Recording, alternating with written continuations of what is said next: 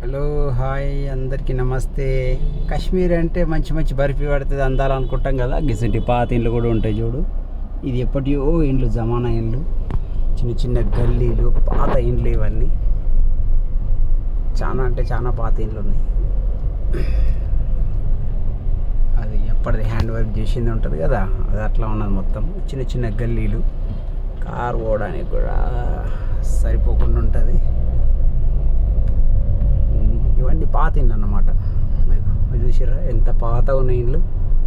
కాశ్మీర్ అంటే అందాలే కాదు, ఇట్లాంటి పాత ఇండ్లు కొన్ని కొన్ని అయితే కూలిపోయిన ఒక ఇండ్లు కూడా ఉన్నాయి కొంచెం కొంచెం. కాకపోతే అందులో ఎట్లా ఉంటారు అనేది మనకు తెలియదు.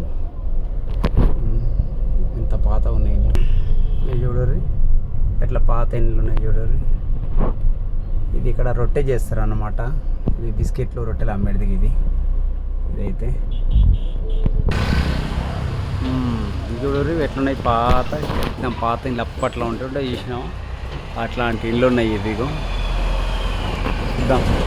మేము ఒక మెటీరియల్ కోసం వచ్చినాం అన్నమాట. ఇక్కడ హ్యాండ్మేడ్ మీకు బెడ్షీట్లు కానీ అవన్నీ హ్యాండ్మేడ్ దొరుకుతాయి అన్నమాట.